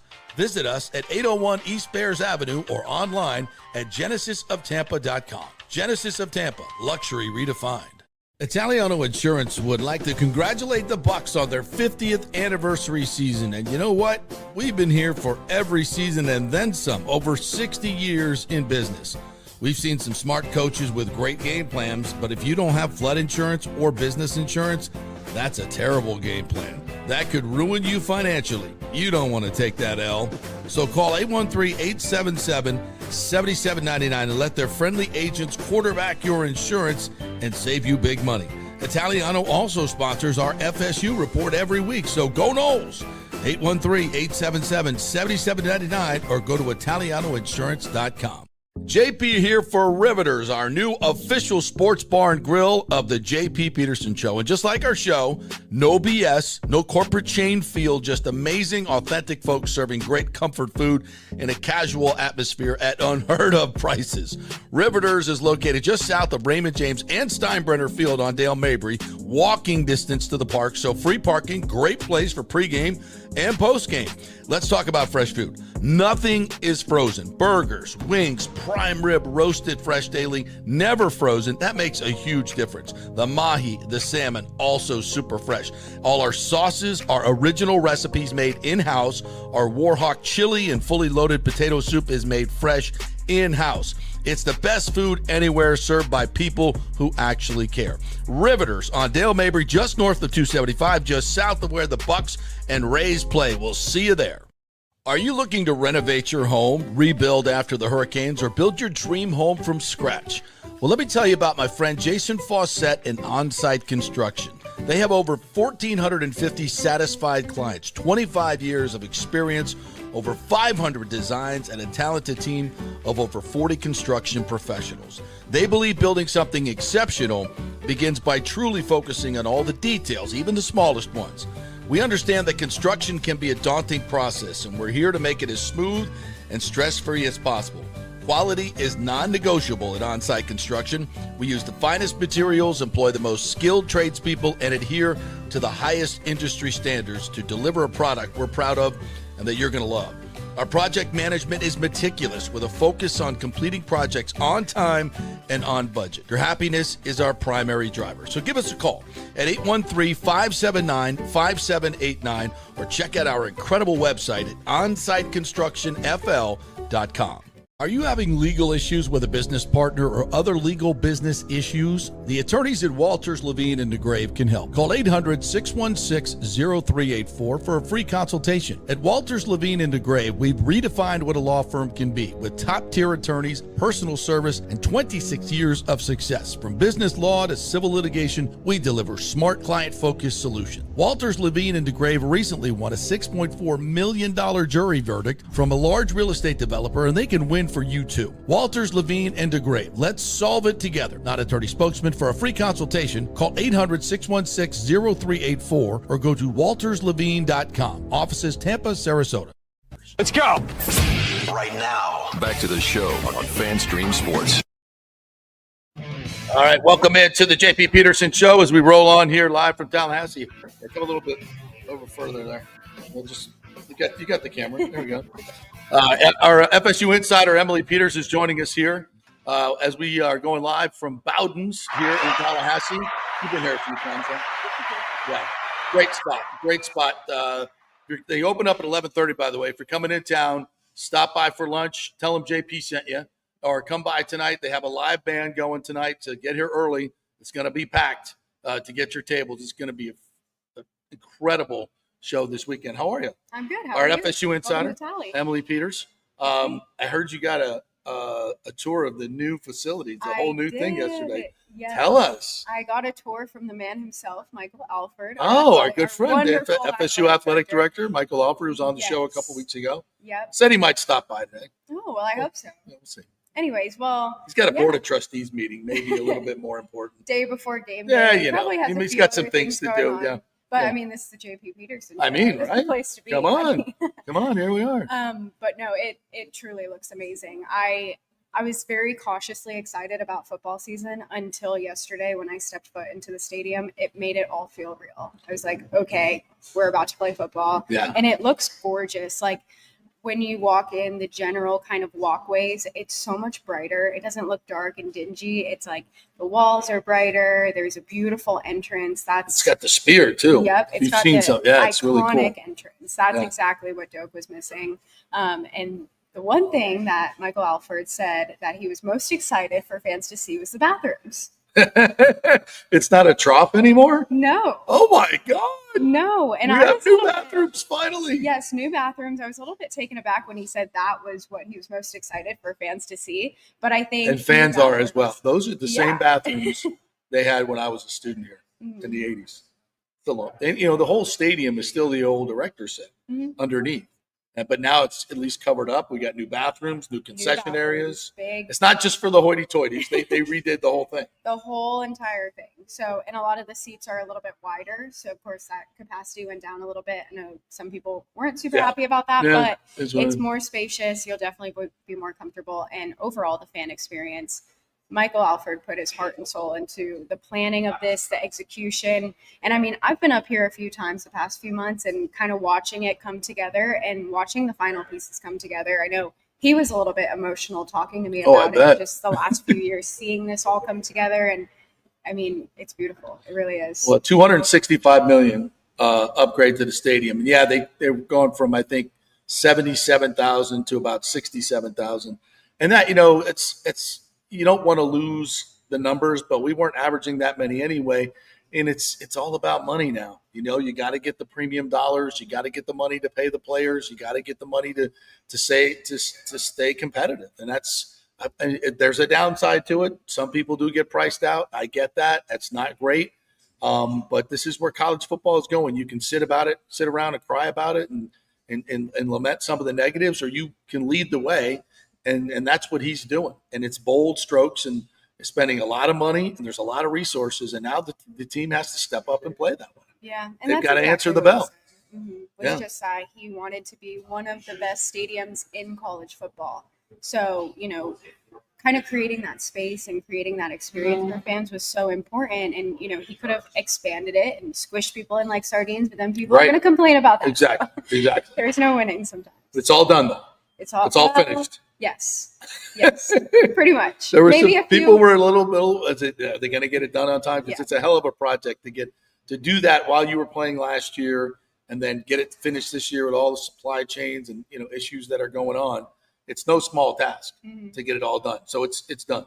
Yeah, pretty much. Yeah. There's a little bit of cleaning, a little bit of, the final touches on certain things. But I was just up here a couple of weeks ago for soccer's first couple of games, and I saw the construction people out, and I was like, Is it going to "Is be this gonna done? be ready?" Is it going to be ready?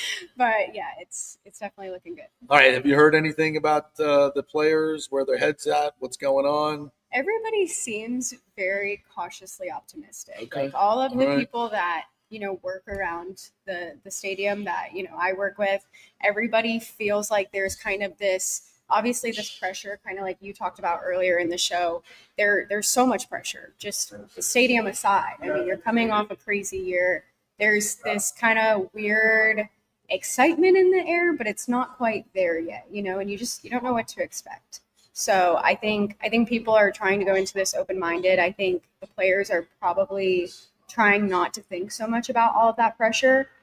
Just go out and play. And I think that's probably what Coach Norvell is telling them to do too. Like, don't think about everything else.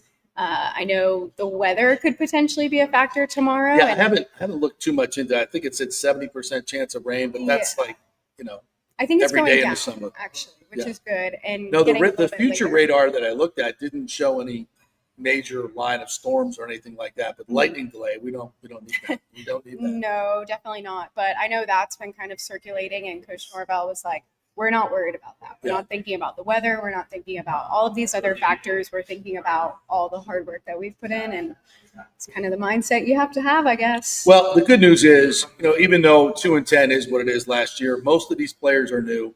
The coaching staff is new, and these guys have played. Most of these guys that transferred in have played big-time college football at other places, so this is not going to be new for them. The speed of the game is not going to be new for them, but playing together is, and that's a huge advantage that Alabama has. These guys have grown up; they're talented players. They've been in the same system now for 2 years. It's all new for Florida State, and that takes time for the players to get. So that's the downside, but the other side is you're at home field. And you better have a home field advantage tomorrow. Hopefully the crowd is bananas. I'll be interested to see how loud it is versus how loud it used to be, because there's going to be less fans in there, and the fans that are closest to the field are where the suites are and all that. So there's a trepidation on my part. Are those fans going to be engaged? Are they going to be back in the air conditioning, watching the game on TV, and there's going to be kind of a vacuum in the middle? I don't know. We'll see. But it is a bit of a concern. I think you'll see, like, especially the suite areas. I got to see the founder suites, which are absolutely amazing. They are phenomenal. Like, if you get a chance to go into one of those, please, let me tell you, they are beautiful. But the West Sideline Club area, there's this whole outside little patio area. Yeah, it almost looks like a restaurant. Yeah. And, you have your outside kind of mingle. And I feel like a lot of fans will really enjoy taking advantage of that area. I hope they're out there, and I hope they're cheering. I hope they're getting after it. Loud out there. Yeah. It's really great hanging out area. All right, so what if you're going to give anybody, since you've been in Tallahassee and you know all the hot spots, where to go, how do you play the weekend? What's your strategy as far as coming down to College Town? Where do you park? Where do you go? Where do the lines start? Give me the hacks. I don't know if I can give you my parking hacks, because then that's part. Okay, so I'm going to gatekeep don't do that. those. Okay, I'm so sorry. Fair enough. But Fair enough. I was just thinking about the kind of plans, how I want to manage my weekend up here. And obviously the block party here in College Town is going to be poppin'. Got some live music. It's going to be a really great spot. Might be a little crowded, so get here early. My favorite spot has always been Madison Social. Can't say that when you're in Bowden. I know. I almost caught myself. Look, you're not getting in Madison Social. People, and you're not getting in here either tonight unless you get here early. So get here early. Get here early. And they have a live music tonight here as well. So not only will they have it out there, but they'll have it in here. Well, later on into the night. Bowden's also a great option if you're not feeling Madison Social or Township or one of those. I don't know. There's also Midtown. Yeah. If you want to get away from the crowd. Yeah, Midtown's an option. We might be out, and there's out in the Clarn area. They have a big the kind of have a place out there off of Burnham Road, I think it is, if you're staying up in the adult areas. And they have bands over there, and all the restaurants, kind of a block party that they have there. So we may be taking that in as well today. So it's here. It's finally here. I will say, though, don't shy away from the crowds. Definitely come out here to the block party, because I've already seen, just walking around, it's almost 11:30. I've been kind of walking around, and actually, I don't know if that's actually the time. Yeah, there we go. My phone must be wrong. Anyways, I've already seen some Alabama fans walking around. There's going to be a lot of We can't let them outnumber us. We have to. There's going to be some Bama fans here. There's no question about it. They made the trip. So, All right, Emily, thanks for stopping by. Yes. Have a great weekend. All right, coming up next, Tim May is going to join us. Longtime Ohio State journalist. This guy knows the Buckeyes like nobody else. So we'll set that big game up coming up with Ohio State and Texas that precedes this one on Saturday. We're live from Bowden's here in Tallahassee, presented by the great folks at OnSiteConstructionFL.com, Kingmakers, and Genesis of Tampa. Back in 3.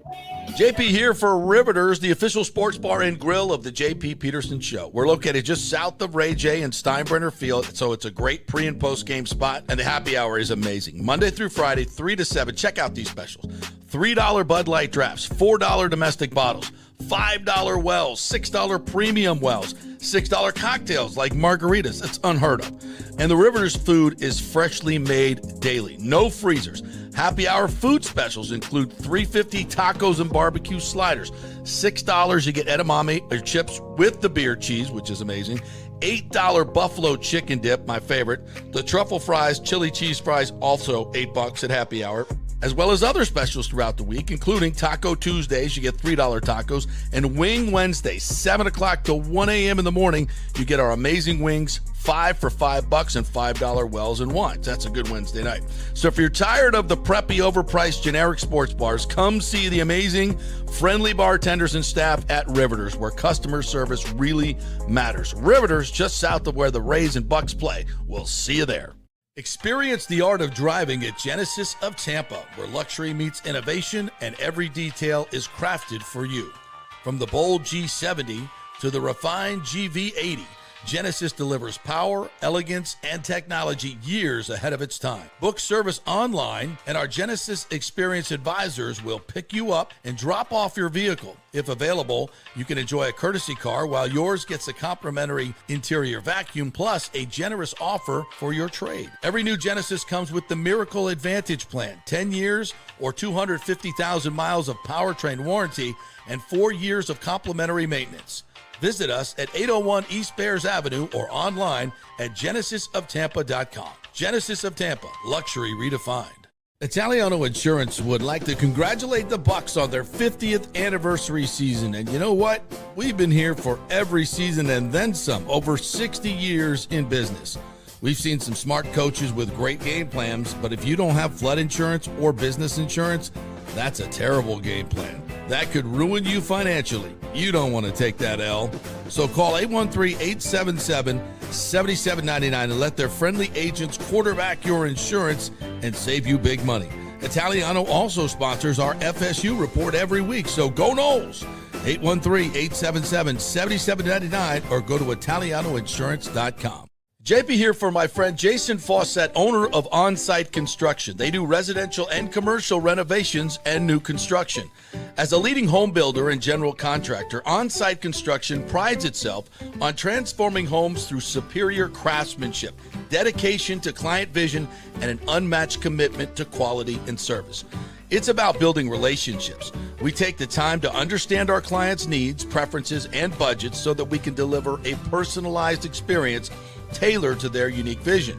From the initial designs to the final touches, we're there every step of the way, ensuring that the end result mirrors your vision.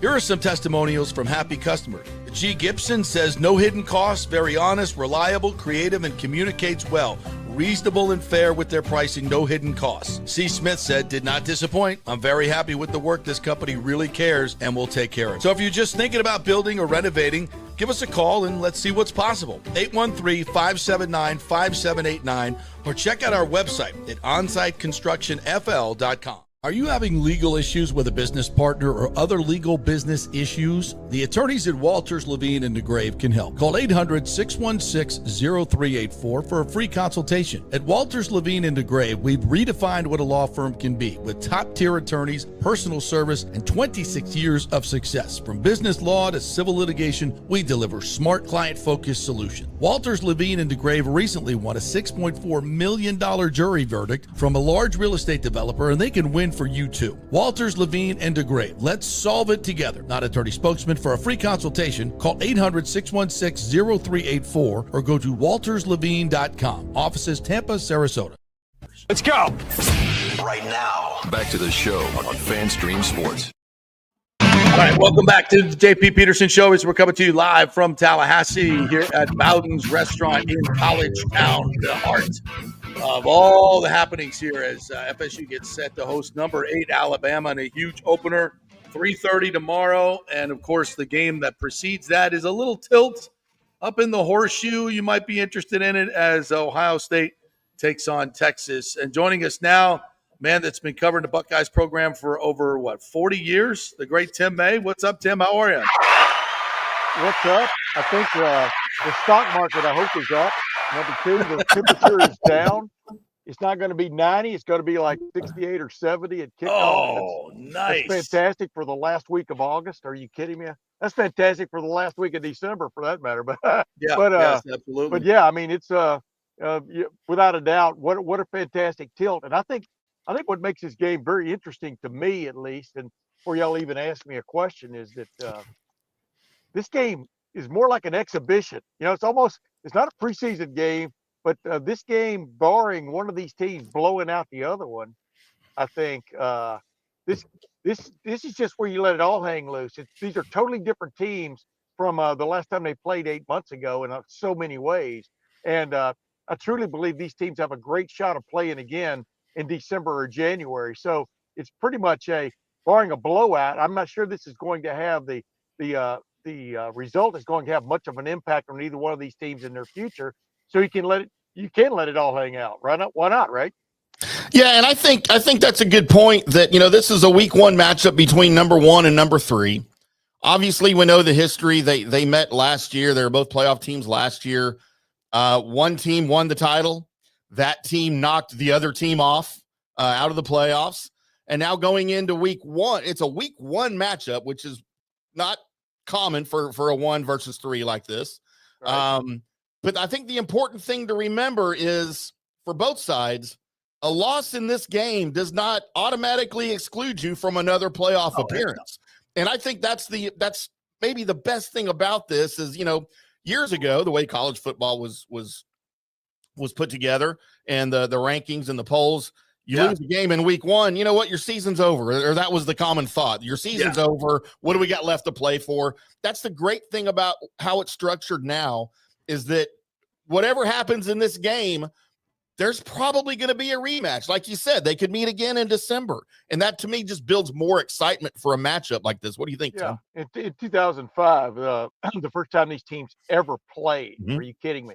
They didn't even play in the 20th century. Or the 19th century. But the first time they ever played, I mean, Texas held sway in a great game. Vince Young with that drive near the end with like 2.5 minutes left through a touchdown pass. And then Texas got a safety. I think the final was 25-22. Ohio State kicked, Josh Houston kicked a then record 5 field goals for Ohio State. And Texas wasn't that much more effective on offense, except for when it needed to be. But then Texas went on and won the national championship with Vince Young, right? Who I voted for the Heisman Trophy. He didn't win it, but I voted for him because I'm going, oh my goodness, if there's somebody who can tilt a game like this guy this year, show him to me. And then in 2006, Ohio State won down in Austin fairly convincingly and went on to play for the national championship after winning the, quote, game of the century against Michigan, and then got bushwhacked by Florida, led by a coach named Urban Meyer, who ended up obviously leading Ohio State to a I was national at that championship. game. Yes. But the point is, back then, you're right, Tim, the import of these games back then, that was the BCS era. The import of these games was crazy. Got a little bit less with the college football playoff starting in 2014, but now with 12 teams, and both of these teams are loaded talent-wise. Anybody will tell you that, especially on the defensive side of the ball. I mean, we talk about Ohio State and its offensive weapons, but Ohio State's loaded on defense. So is Texas. They're both replacing some key players on the defensive side. Ohio State more than maybe Texas, but they've got almost everybody who's playing for Ohio State or starting for Ohio State on defense tomorrow played extensively in that game against Texas back 8 months ago. So, yeah, this could be a very one of my good friends, Adam King of 10 TV here in town in Columbus, referred to it as a possible clunky game, and I agree with that because you know what, the game 8 months ago was clunky. Ohio State had 4 touchdowns. One was on a ridiculous screen pass. What was it, 75 yards just before halftime that Texas let get out of the gate. Travion Henderson scored on, and another of the touchdowns was Jack Sawyer's strip sack, scoop and score. Yeah. Hey, well, Texas, people forget Texas was at the 1 yard line at the beginning of that sequence. Oh, that's right. To tie the game, looking to tie the game. Instead, it would end up being a 28-14 game. I don't mean to relive history for everybody who's not a history buff. That was the Jack Sawyer play, right? The Jack Sawyer play, won the national championship, basically. Well, it cemented it. Let's put it that way. Because they'd already stopped them with the strip sack. But yeah, the bottom line is, I think it could be a clunkier game tomorrow because two new starting quarterbacks. I know Arch has started 2-3 games already in his career. Julian saying making his first start for Ohio State. I keep reminding people he was one of the elite. He was one of the elite of the Elite 11 2 years ago. He was going to be Nick Saban's probably last starting quarterback, but Nick Saban pulled the rug on everybody on that when he transferred to Ohio State, and they really like how he's come on, especially in the last 2 weeks when he was named the starter. There's been a different Julian saying running practice and throwing the ball, etc. So they're pretty fired up about it, but you still got to stop that. You still got to hang on, find holes in that Texas defense and or pick up blitzes, etc. Yeah, I think Spain was a big. Oh, go ahead. I was going to say the import of this game really, it's not necessarily who wins or loses, but how the game is played, and because this is going to be one of those games where we compare the SEC and the Big Ten when it comes down to who deserves what and what the seedings are, and we start arguing like whose strength of schedule is better. We're going to look at this game and say, okay, Texas, they did X in the SEC, but look what they did to the Big Ten. Or conversely, hey, look what Ohio State did to Texas. And so this Big Ten league is probably better than we think. So I think that it becomes important in the conference rivalries when we start comparing these games later on down the line. We're going to be referring to this game a lot, don't you think? Yeah. Oh, no. Here, you're exactly right in this sense. Let's say Ohio State ends up, let's say Ohio State's on the bubble with the committee with like 2 losses, right? Right. And Texas is too. Well, this could be the deciding vote. Absolutely. So, I mean, absolutely. That's the point. You never know what's going to happen, except I just think if you want to get a game like of this magnitude, if you want to play it, you want to play it early so that so that there's a lot of time for people to forget. Yeah, exactly. And it's for pride right now, but it can come back and bite you. But both of these teams have I mean, there's a good chance. There's a damn good chance either one of these teams could still make the playoff with 3 losses. I mean, that's what I'm looking at across the board, across the nation, as this season gets started. Either one of these teams, I think, could probably make it with 3 losses, because I think in the final analysis, if it's between you and another team with 3 losses, well, you know what? Ohio State and or Texas had the guts to play each other on opening day. Let's not penalize them for that. No, and that's why these to Tim's point, this is why these big games matter, and I love the fact that we have this 12-team playoff now, which may go to 16. It allows you to play these games, and these are the games we want to see. I don't want to see Florida and Long Island University. I don't give a rat's ass about that. I want to see USF play Boise. Long Island, LIU is always tough. Go ahead. Oh, shut up. To get to. To get to. Right. Who wants to go? But I tell you what, guys, that's why this weekend I mean, you got LSU opening at Clemson. Are you kidding I know. me? Huge I game. think Notre Dame is at Miami. That's a huge game. Yeah. If you took the numbers, I mean, everybody gets wrapped up in 1 versus 2, but that's just people. Obviously, the coaches think Ohio State's number 2. The writers think they're number 3. What do the writers know, right?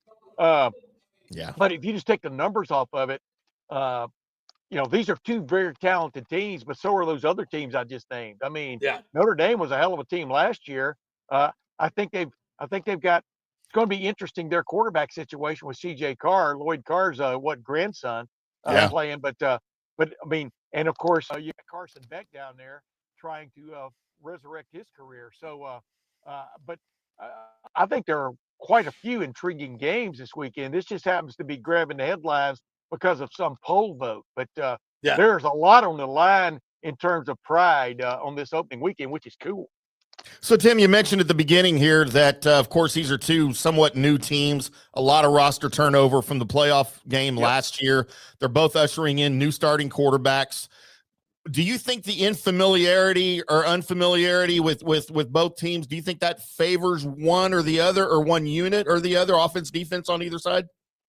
That's an interesting question, because I've been posing that, not question, I've been posing that hypothesis for a while now, that I think if Ohio State has an advantage in the new part of it, it's Matt Patricia being the defensive coordinator. Because the last time these teams played, obviously Jim Knowles was Ohio State's defensive coordinator, and they did a hell of a job on Texas. You got to admit that for the most part. And but now he's gone to Penn State. You got Matt Patricia coming from the National Football League, where he's been the last 20-something years. He fell on his face as the head coach of the Detroit Lions, but sometimes that's just not your bailiwick. Sure. He was a hell of an assistant coach for Bill Belichick, and was part and parcel to the way they did things. What I'm getting to here is, to a man, the Ohio State defensive players we've got to talk to through the preseason, and as late as Wednesday, we were talking to like Caleb Downs. Everybody knows who that is. Ohio State's All-American safety, and Sonny Styles, returning starting linebacker. They are quite intrigued with what Matt Patricia has brought to the fore in terms of new looks, nuances is what I call it. Right. Variations on a theme. Under Bill Belichick and the Patriots, I mean, he was known, Patricia and Belichick were known for changing fronts from one week to the next, sometimes from one series to the next. I mean, exactly. not giving you necessarily the same thing to look at almost 2 plays in a row. He's really big in the matchup area. That's where the NFL coaches really learn their craft, is in the matchup area of getting proper matchups, taking players away, but also getting like an Edric Houston, for example, one Ohio State's defensive tackle, or Caden McDonald, their other defensive tackle, in a mismatch situation in the middle of the defense, where you have a chance to get a step on somebody, get upfield and disrupt the play, get after Arch. He can run and throw, but hey, make him run and throw a little bit, right? Don't let him just stand there and launch.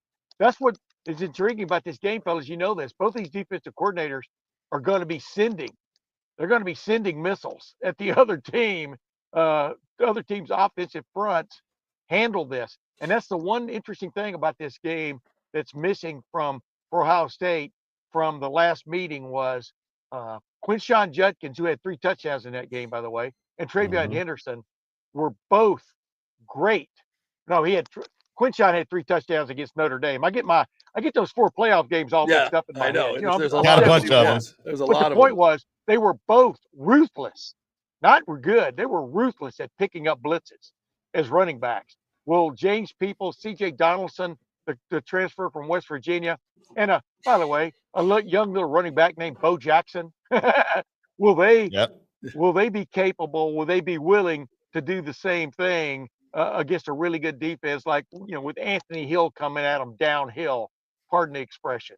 So that will help tell the tale as much as anything else in this game. Well, it's going to be a good one. I hate the early start, but it is what it is.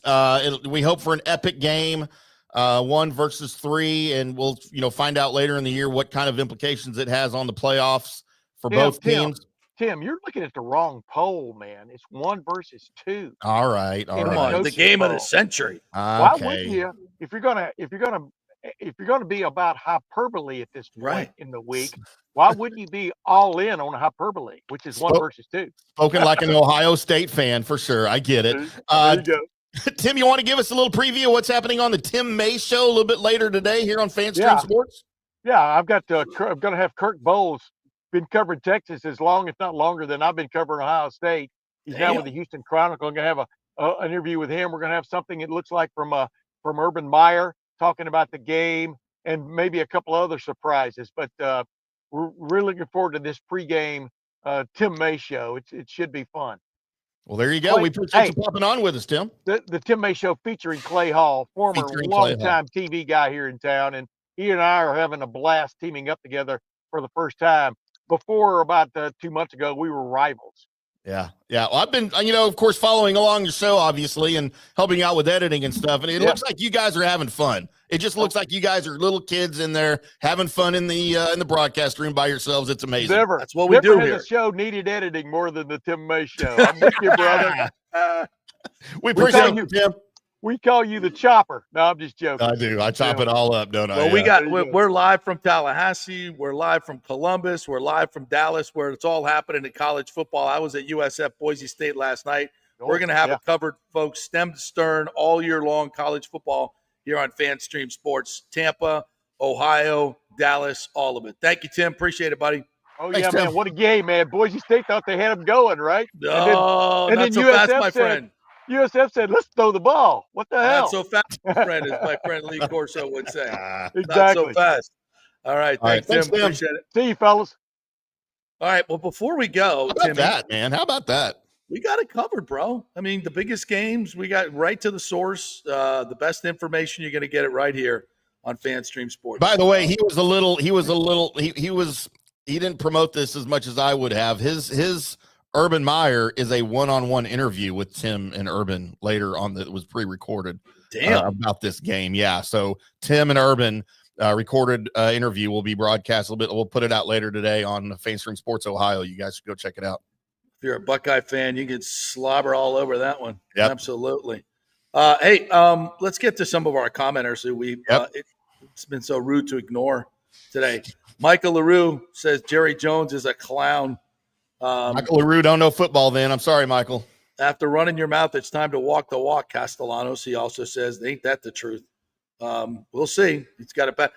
Was he confident, cocky? We'll find out. Bucks Basement says, wish the Bucks were in on Parsons, but Light loves his picks too much, even if he can't draft edge rush in the top 2 rounds to save his life. They're so negative, Bucks. Well, you don't need to pay an edge rusher $40 million. You just don't have to. Yeah. He continues, hope Bucs fans realize if Reddick goes down for any length of time this season, we have to depend on Diaby and Braswell, who couldn't do anything against backups as our strong. Listen, and guess what? If Micah Parsons goes down like he normally does, the Packers wasted 2 first-round picks, a great player, and $47 million. So injuries are injuries. And the reason you don't spend $47 million on one player is so you have depth in case you do have injuries. Yeah. So I'd rather be where the Bucs are than pay $47 million. And, interestingly, I saw a breakdown, and I'm not smart enough or good enough with numbers on this, on the Micah Parsons deal. And the same might have been the case in Florida or other places where he might have agreed to sign. But the money breakdown after taxes and everything on his $47 million a year, if it's $47 million a year in Dallas, the equal part of that with him working and playing for the Packers, he loses about $7.5 million a year. Really? On that contract because of whatever the tax structure is of playing and again, I'm not smart enough. Green Bay? Yeah, that's just what that's what I've seen it in a couple of places. So blue state, high taxes. Yeah, the way it goes. There you go. Yeah. Yep. Michael Sorgo, good morning to you. Said have some time to watch the pre-games this week, and I want to focus on offensive line, defensive line, and linebacker. Anyone I need to watch a bit closer these positions, maybe even one who didn't make the roster. We talking about Bucs here, Mike? I'm not exactly sure which one he's talking about. TBH. Probably Bucs. Yeah, it's probably Bucs. So. I mean, listen, we've gone over the roster a ton here on this show, Michael. We did it yesterday with Josh Capo. Really good rundown if you want to go check out the show from yesterday. I think the Bucs offensive line, when Wirfs gets back, is top 5 in the game. I think it's that good. And with Charlie Heck, it's going to be okay. You still have 4 very good starters who have played a lot of football together. So I don't expect there to be a huge drop-off. There's going to be some. But, Josh Grizzard has got to coach around that and figure it out. That's what good coaches do. I think he's a good coach. What else do we have here? Good morning to you, Nathan Elliott, who says there are plenty of degenerates out there. Don't take offense if you're not one of them. True. Many of our fans are. Jeff Stutler says fake punt last night with the third-string quarterback was a brilliant call by USF. May not have been, quote, quite the importance of the punt Ruski, but it was pretty damn good. It was pretty awesome to watch. Listen, in terms of what it does for USF, we talked about the importance of that game at the top end yesterday. You beat a top 25 team, which you have not done since 2011. 2016, you got Navy, but as far as Power 4, you haven't beat them since 2011. It's a long freaking time. And USF has everything to move up into the next conference realignment from the American to the ACC or the Big Ten, except winning football games. And you got to do that. You got to beat top 25 teams. That was huge. Now, if they can get Miami or Florida, which, hey, as good as they looked last night, I'm not going to go crazy about it, but Boise is a good team. They're an experienced team. They're big. I couldn't get over how big they were on both sides of the ball. Yeah. They're the best pass rush in the nation last year, and they brought all those guys back. And Byron made some of them look like kids. They got they're a very impressive football team. If Byron can stay healthy, which, the way he plays, I don't know. I don't know. The USF has got a chance to do. Listen, win your first conference championship ever. Yeah. You got the team to do it. If you can beat Boise, you should win the American. Fair? Yeah, I don't know a lot about the conference, but I would think, you beat a top 25 team, even if it's number 25, and not just beat them, but just whoop them like you did. Just dominate the line of scrimmage, especially in the second half. Yeah, you should win that, the American conference. So, yeah. John Hill coming hard says Byron Brown's USF quarterback diamond silver choker chain worn on the outside of his uniform is ridiculous and shows that NIL is out of control. I didn't even see that. I saw it when he was running on the field. I don't know how they wear that and play football. It's very, I don't know. What else we got here? Bantry is in this morning, says, not saying it happens, but check Myles Garrett's playoff stats. There are no guarantees. He hadn't been there a lot. But the point is, you got to do something in the playoffs to earn that money for Parsons. But with the Packers, he's got a better shot. But I would tell you, Garrett's been way better in his playoff performances than Parsons has. Parsons has virtually disappeared in the playoffs in the couple of games that he's played in. Yeah, Christopher Cole mentions Parsons didn't help the Cowboys win anything in 4 years. No. Yeah. That's true. You think he's going to help you by paying him $47 million a year? Nope. Nope. I don't get it. What else we got here?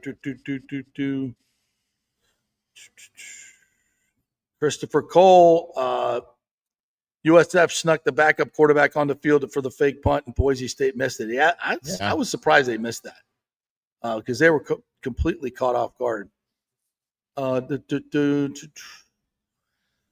Michael, there's got to be a coach somewhere on the sideline that sees that, right, and goes, "Hey guys, back quarterback." And I think the gunner turned into be one of their top receiver as well. Yeah. So they had this receiver out there wide instead of a regular gunner. Michael LaRue says, if Godwin is expected to miss 4 weeks, why not just put him on IR? They said it's because they want him to practice, but players on IR have a 21-day practice window once they're designated to return. Yeah, I don't understand this, Michael. That either. Yeah. I don't understand this. The same with Wirfs. If he's definitely going to be out 4 weeks, why are you keeping a roster spot? And plus, both of these guys, it's not like they need a lot of ramp up time. They're both veterans. They know what they're doing. I'm not criticizing as much as just asking questions like that. They must know something. There must be something to this because that doesn't make sense. They're smarter. They're smarter than the obvious. We would think with Wirfs, maybe have an extra offensive lineman on the roster instead of Wirfs, right? They could use that spot just as a protection, as for depth if something happens. But again, we talked about it the day they made the announcement, because they made the announcement on both players joining the 53 rather than going to the IR.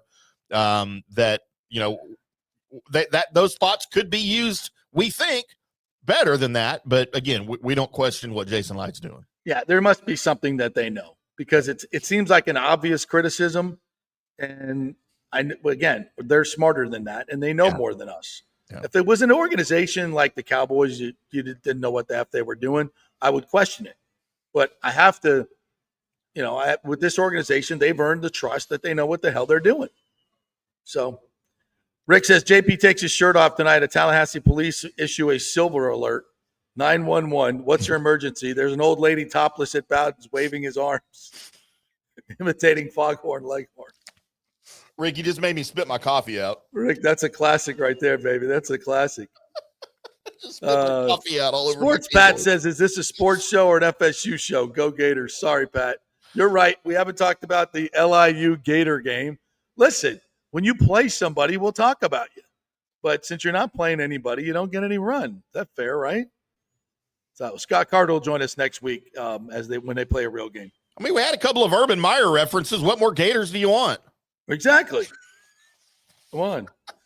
Elijah Barnes says, hey, JP, going to catch up with Jeff Cameron, ready for the big game tomorrow? Go Noles. Yeah, I'd like to see Jeff. I listen to his podcast a lot. Really good. warchant.com podcast. Does a great job covering. Michael LaRue says, happy trails to Lee Corso. He's been an incredible ambassador to college football. Yeah, I sent you a picture of Lee Corso. They have in here by the bathroom. Right by the bathroom, the disrespect. But listen, I think ESPN had an opportunity to, instead of going to Ohio State, Texas, just like Fox is going to be there for their pregame show, they could have come here where the Sunshine Scooter first got started playing on Doak Campbell Stadium, his beloved Noles, to honor him and honor FSU. You could have come here, but you didn't. And we all know what that's about. Shame on you, ESPN. Mm-hmm. Shame on you. Shame, shame, shame. All right. Anything else that we missed today? I don't think so. Go Noles. Shout out to listen, I'm taking FSU in the 13.5. I'm not going to bet the money line. I'm not betting on money. Listen, it would be silly to bet on this game, to be honest with you. Nobody knows what Florida State has. It just would be silly unless you're just desperate to get a little action. If you want to bet on this game, please call 1-800-GAMBLERS Anonymous or whatever it is. You need help. I have a problem. You need help. You need help. So I can't give you any. I love Texas tomorrow as an underdog. I think Arch, they've just developed him in such a perfect way. They haven't hurried him. He's had the same people around him. He knows the personnel. He knows the offense. Ohio State, really, they're breaking in a new quarterback, a good one, but breaking him in. That Texas defense, I like Texas in that game. I'm going to take the Noles in the points, but probably not going to bet the game. And then the late game, I think Clemson. I think they beat LSU. We differ all over the board. I've got Ohio State. Okay. By virtue of being at home at the Horseshoe, and I think Julian Sayin will be a better quarterback than Arch Manning. And remember, I'm a huge Manning family fan, so that's hard for me to say, but I love Julian Sayin. I've got the Noles outright, and I've got LSU. There you go. All right, Aggies, cool. Aggies over UTSA. Gig 'em. Yeah, I take UTSA and the points there. What's the number on that? I haven't looked at it lately. It's a lot. It's a lot. All right. Thanks to Dave Roberts who stopped by, Pat Burnham. If you missed anything, Emily Peters, appreciate all of them. I'm going to have a few cocktails and play a little golf, my friend.